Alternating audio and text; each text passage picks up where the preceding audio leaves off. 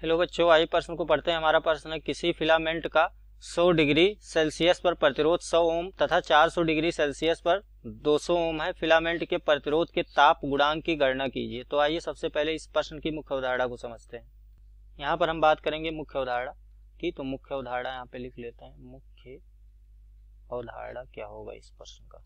मुख्य अवधारणा जान लेते हैं। हम जानते हैं प्रश्न हमारा किस पर आधारित है, या हमारा आधारित है प्रश्न प्रतिरोध पर। प्रतिरोध पर ताप का प्रभाव। ताप का प्रभाव। आइए जान लेते हैं प्रतिरोध पर ताप का क्या प्रभाव होता है। यदि हम बात करें प्रतिरोध की, तो जो प्रतिरोध होता है वो किसी भी चालक के, धात्विक चालक की, यहाँ धात्विक चालक के बारे में बात कर रहे हैं। तो जो प्रतिरोध होता है वो धात्विक चालक के, ये प्रतिरोध का जो सूत्र होता है पहले उसको जान लेते हैं, होता है रो एल बटा ये। यहाँ पे क्या देख रहे हैं कि सीधा सीधा क्या है, प्रतिरोध चालक की लंबाई पर निर्भर कर रहा है। और धात्विक, अगर धात्विक चालक है तो उसकी लंबाई पर ये निर्भर कर रहा है। अगर हम धात्विक चालक का तापमान बदलेंगे, मतलब उसको गर्म करेंगे या ठंडा करेंगे, तो उसके लंबाई में परिवर्तन आ जाएगा। तो जब लंबाई में परिवर्तन आएगा तो प्रतिरोध में भी क्या हो जाएगा, परिवर्तन हो जाएगा। तो यहाँ पर देखिए, अगर मान लेंगे ये कोई हमारा एक धात्विक चालक है जिसका प्रतिरोध हमें अभी दिया है, उस समय हम करेंगे कि इसका जो तापमान है वो है T डिग्री सेल्सियस पर। हमने माना कि इसका प्रतिरोध कितना है, RT1 है। अब फिर हमने क्या किया, इसको बढ़ा दिया, तापमान को बढ़ा के हमने क्या किया, इसको गर्म किया, और वो कितना हो गया, T2 डिग्री सेल्सियस। तो यहाँ पे जब हमने मापा प्रतिरोध को तो आया हमारा RT2 पर ये प्रतिरोध हो गया RT2। अब जब इन दोनों को हमने एक सूत्र में रखा तो हमारा जो सूत्र निकल के आया वो आया RT2 बराबर होता है RT1 ब्रैकेट में 1 धन अल्फा और यहाँ पे डेल्टा T। ये हमारा एक सूत्र निकल के यहाँ पे बन जाता है कि T2 टेम्परेचर पर हमारा जो RT2 प्रतिरोध है वो कितना होगा। अगर T1 डिग्री सेल्सियस पे हमें प्रतिरोध दे दिया गया। अल्फा क्या है यहाँ पर, अल्फा क्या है यहाँ पर, अल्फा जो है वो है, अल्फा जो है ये है प्रतिरोध का ताप गुणांक। इसे क्या बोलते हैं, प्रतिरोध का ताप गुणांक, का ताप गुणांक इसको बोला जाता है।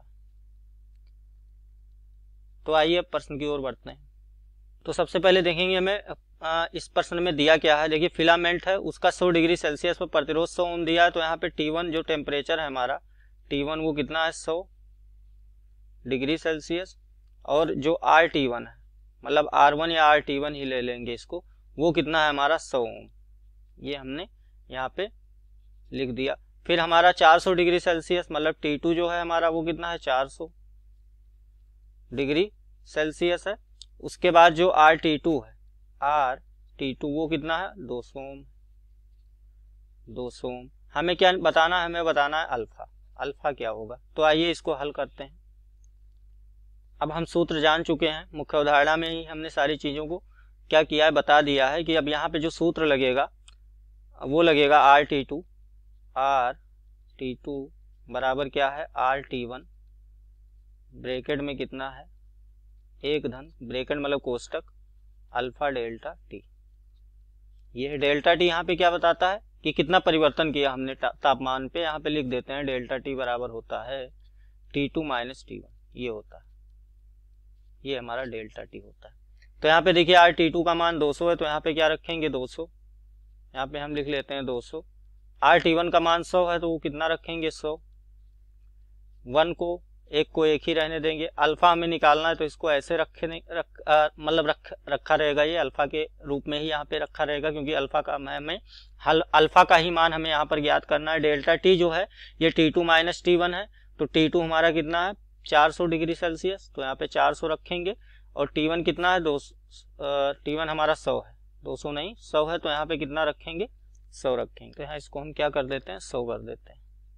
ये हमारा हो जाएगा 100। ये हमने ब्रैकेट बंद कर दिया। अब इसको हम और आगे हल करेंगे तो ये हमारा 200 है, ये हमारा 100 है, और यहाँ पे हमारा बचेगा 1। यहाँ पे धन अल्फा 400 में से 100 जाएगा, कितना बचेगा, 300। तो ये हमारा बच जाएगा यहाँ पे 300। अब देखिए 100 को यहाँ लाएंगे 200 के नीचे, तो ये 100 हो गया हमारा, ये क्या हो गया, कट जाएगा। फिर यहाँ पे क्या बचेगा, यहाँ पे देखिए कोष्टक में बचा 1 धन, यहाँ पे बचेगा 300 अल्फा, 300 अल्फा बचेगा। तो यहाँ पे बचेगा 2 और ये हो जाएगा फिर 1 धन, यहाँ पे क्या बचेगा 300 अल्फा।